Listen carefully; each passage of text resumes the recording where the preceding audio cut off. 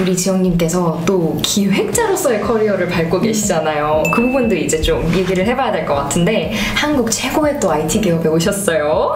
컨설팅 같은 경우에는 다른 클라이언트들이 갖고 있는 문제들을 해결할 수 있는 솔루션을 제공을 하지만 자사가 갖고 있는 그런 에셋이라는 게 없어요. 그러니까 인력밖에 없어요. 그래서 롱텀으로 우리가 갖고 있는 비즈니스 이런 게 없기 때문에 좀 나만의 서비스? 뭔가 내가 소속된 회사가 갖고 있는 에셋으로 운영해 나가는 비즈니스 그런 걸 해보고 싶다는 생각이 좀 들어서 일반 기업으로의 이직을 생각을 하게 됐고요. 그래서 그때 당시에 한국이랑 일본 두 나라를 대상으로 이제 이직 활동을 했었는데 한국에서 좀 더 좋은 처우를 제시를 해서 잘했네 한국. 그렇군요. 이게 지금 원래는 경영 컨설턴트 쪽이셨다가 지금 기획자를 하시는데 이게 좀 닮은 점은 어떤 게 있는지 궁금해요.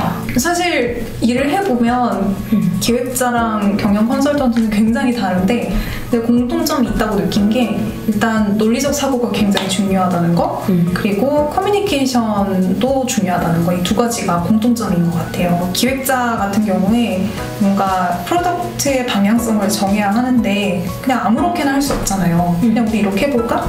모르겠어. 뭐 이유는 없고 뭐 그렇게 하면 안 되니까 뭔가 방향성을 정하는 근거가 있어야 되고 그 근거가 되는 것들이 결국에는 논리적 사고에서 오게 되는 것 같더라고요. 뭐 데이터라든지 이런 경향성이 있었다. 그래서 우리는 이렇게 가야 한다. 그러니까 그런 방향성을 정하는 데 있어서 논리적 사고가 필수적이기 때문에 그런 점에서는 경영 컨설턴트와 공통점이 있다고 생각을 하고 커뮤니케이션도 중요한 게 기획자들 같은 경우에는 이제 서비스를 론칭하는 데 있어서 개발자나 뭐 디자이너 그리고 뭐 실제 유저들 뭐 등등 다양한 사람들과 의사소통을 해야 되기 때문에 그런 면에서도 컨설팅이랑 좀 유사한 점이 있는 것 같아요.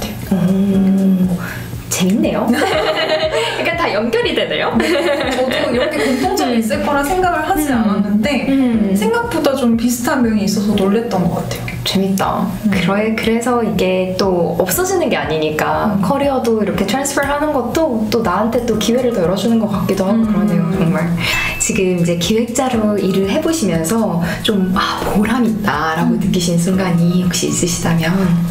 내가 처음부터 기획했던 기능, 뭐 서비스가 론칭될 때가 가장 뿌듯한 순간인 것 같아요. 기획을 할 때는 사실 고민을 굉장히 많이 하거든요. 이렇게 기획을 해서 잘 무사히 론칭이 될까? 뭔가 오류 없이 잘 굴러갈까? 물론 이제 그거를 그냥 딱 기획만 해놓고 뭔가 기도하는 뭐 그걸로 끝나는 건 아니고 그 이후에도 많은 팔로우업을 해요. 근데 이제 실제 그렇게 내가 케어를 했던 서비스가 딱 나오면 좀 굉장히 뿌듯하죠. 근데 이제 또 기획자라는 게 보통 쉬운 일은 또 아니기는 하잖아요. 저도 해보니까 이게 정말 공부할 것도 많고 신경 쓸 부분들이 너무 많은 것 같은데 가장 어려운 부분은 어떤 거라고 생각하세요? 기획자가 사실 공부를 많이 해야 되는 직무인 것 같아요. 그래서 제일 어렵다고 생각을 하고 뭐 공부가 필요한 부분은 굉장히 많은데 일단 개발자 출신이 아니다 보니까 그런 개발적인 지식이 사실 개발 출신이 아닌 분들은 좀 부족할 수밖에 없다고 생각을 해요. 근데 그 부분을 이제 개발자와 유연하게 소통을 하기 위해서는 일부분 계속 메꿔 나가야 되는 부분이 있고 저희 회사 같은 경우에는 시스템 자체가 레거시가 있어서 그런 부분을 또 캐치업을 해 나가야 돼서 그런 부분도 조금 쉽지 않다고 느끼는 것 같고요. 엄청 많을 것 같아요. 레거시가. 그리고 뭐 업계 트렌드 자체도 계속 바뀌다 보니까 계속 이제 또 캐치업을 해 나가야 되는 그래서 좀 어려운 점이 있는 것 같아요. 진짜 이 과거와 현재와 이 미래를 다 이어나가면서 해야 되는 일인 것 같은데 네. 진짜 쉽지 않습니다. 그러면 이게 경영 컨설턴트는 왜 영어가 필요한지 확 와닿았는데 기획자는 어때요? 기획자도 영어가 필요한가요? 예를 들어서 해외로 이제 런칭을 할 서비스를 담당하고 있거나 혹은 해외에 이미 런칭을 해서 운영 중인 서비스를 담당하는 기획자라고 한다면 영어를 할 수 있는 게 훨씬 더 메리트가 되지 않을까 싶긴 해요. 또 영어를 해야 거기에 뽑히겠죠. 그 기획자로. 그죠? 네. 저번에 이제 학생분 오셨는데 통역이 있긴 한데 이게 뭔가 내 말이 제대로 전달되는지 잘 모르겠어서 일단 공부는 하려고 한다 하시는데 이제 너무 힘들어 하시긴 하는데 네. 그렇더라고요. 근데 지영님은 글로벌도 이제 지원하실 수 있겠네요. 열심히 해서 와우. 아닙니다. 그런데 앞으로는 이제 어떤 것들을 좀 해내고 싶으신지 궁금해요. 제가 사실 기획 업무를 시작한 지는 얼마 되지 않아서 일단 프로덕트 매니저로서의 역량을 좀 키워나가고 싶다라고 생각을 하고 있어요. 그래서 지금 맡은 부분은 백엔드 쪽인데 뭐 예를 들자면은 백엔드 쪽에서 좀 많이 공부를 해서 어느 정도 좀 내가 백엔드에 대해서는 알 것 같다. 약간 그런 순간이 오면은 프론트엔드 쪽도 좀 담당을 해본다던가 약간 그런 식으로 조금 더 업무를 확장해 나가고 싶다라는 생각이 있고 더 나아가서 뭐 이거는 기회가 되면의 이야기긴 한데 일단 기획자로서의 그런 프로덕트에 대한 지식을 많이 쌓은 상태에서 뭐 사업이나 전략이나 약간 이런 다른 또 업무 쪽으로 업무 스코프를 확장을 시켜서 제가 그 기획자로서 쌓아온 그런 인사이트를 좀 활용할 수 있는 그런 또 다른 직무도 한번 경험해보고 싶다 이런 생각을 하고는 있어요. 아주 커넥팅 더 닷스의 표본을 보여주는 느낌? 하나하나 다 이렇게 다 저 계획이 있으셨군요. 아닙니다. 아니 하다 보니까 뭔가 이게 다 연결되는 그런 것 같아요. 네. 이런 컨설팅 펌에서 다른 곳들을 이렇게 막 보다 보니 나의 서비스와 프로덕트를 하고 싶다 해서 또 기획자가 되셨고 네. 정말 재밌네요. 그러면 5년 전에 나한테 혹시 해주고 싶은 말 있다면 이제 직무가 많이 바뀌기도 하고 또 되게 많이 바뀐 것 같은데 제가 딱 생각을 해보니까 2년 전에 지금 이맘때쯤이 제가 한창 이제 신입으로 컨설팅 회사에 입사를 해서 이리쿵 저리쿵 구르면서 막 고생하고 있을 시기거든요. 그래서 물론 재밌기도 했지만 생각을 해보면 되게 힘든 시기였던 것 같기도 해요. 왜냐하면 뭐 단적인 예로 뭐 일본인들도 쓰기 힘들어하는 회의록 같은 것들을 적으면서 제가 너무 충격을 받았거든요. 너무 못 적어서 한국 가야 되나? 그 생각을 했었어요. 이렇게까지 못 쓰는데? 너무 메타인지가 너무 자기한테 너무 가혹해.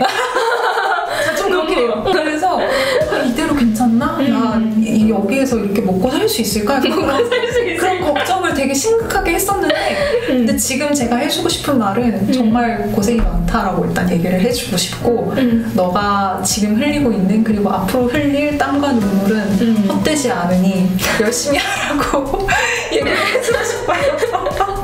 그냥 흘려.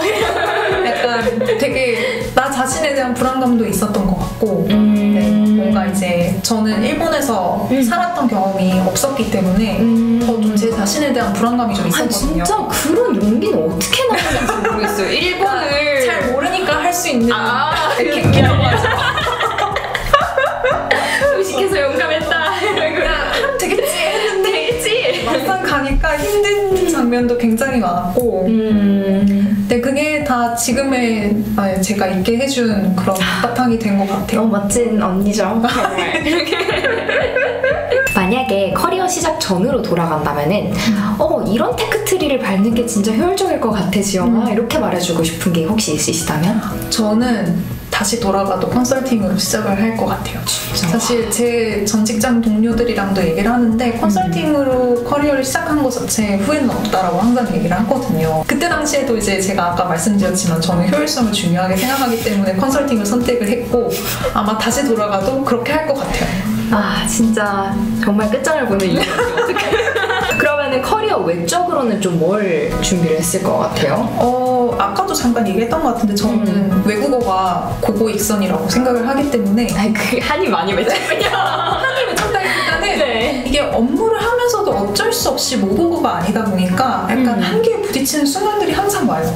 그래서 업무를 하면서도 또 언어를 습득해 나가야 된다는 게 사실 부담감이 막중하거든요. 업무 자체도 사실 컨설팅이다 보니까 뭔가 그냥 뭐 1, 2년 차가 쉽게 할 수 있는 일들은 사실 많지 않고 부담감이 좀 많이 큰 그런 업무를 맡고 있는데 거기다 플러스 언어까지 해야 되니까 굉장히 부담감이 클 수밖에 없잖아요. 것 같아요. 그래서 조금이라도 물론 뭔가 공부를 제가 안 했던 건 아니지만 다시 돌아간다면 더 열심히 하지 않았을까. 그런 생각을 해봅니다. 이 모든 나의 커리어를 조합해 볼 때 이쪽 컨설팅 쪽, 뭐 기획자 쪽 이렇게 좀 관심 있어하는 후배님들이 있다면 어떤 좀 조언해주고 싶은지. 일단 컨설팅 자체로 커리어를 시작하는 거는 정말 좋은 선택이라고 아까도 말씀드렸지만 그렇게 생각을 해요. 그래서 컨설팅으로 시작을 하게 될 경우에 일단 평균적으로 봤을 때, 물론 좋은 회사들 굉장히 많지만 평균적으로 봤을 때 조금 더 평균보다 높은 처우로 내 연봉을 스타트할 수 있고, 그리고 실제 컨설팅에서 좀 일하시다가 다른 여러 산업, 여러 직군으로 이직하는 분들이 많거든요. 그래서 이직의 문도 열려 있고, 실제 대기업에서도 컨설팅 출신을 선호하는 기업들이 많아요. 약간 남들보다 조금 더 앞에 서서 앞서서 나갈 수 있는 그런 면도 있고, 그리고 또 외국어가 되신다면, 특히 영어나 일본어도 되신다면 진짜 영어랑 일본어가 되는 외국인에 대한 인재가 일본에서 너무너무 높기 때문에 일본 컨설팅 시장도 한번 꼭 도전을 노려봐야 되겠어요. 블루오션이라고 생각을 해요. 일본어로 그 보고서 쓰는 거 좀 무서운데요? 가서 또 훈련을 받게 됩니다. 저도 비즈니스 일본어는 거의 다시 배웠거든요. 특히 그 이메일 같은 거 쓰는 거. 그것도 해야 되고 영어로도 써야 되고 영어로도 말해야 되고. 와우. 정말 오늘 너무 귀한 시간 내가지고 재밌는 이야기들 많이 해주셨는데 여러분들 어떠셨는지 모르겠어요. 이런 재밌으셨어야 할 텐데. 재미있으셨을 거예요. 이거 사실 좀 어디서 막 들을 수 없는 정보들도 있고 하니까 그거의 일을 가지고 재미가 조금 없었더라도 재밌게 봐주셨기를 너무너무 바라는 마음으로 오늘 지연님께 다시 한번 감사하다는 말씀 드리면서 이만 마무리할게요. 여러분 안녕히 계세요.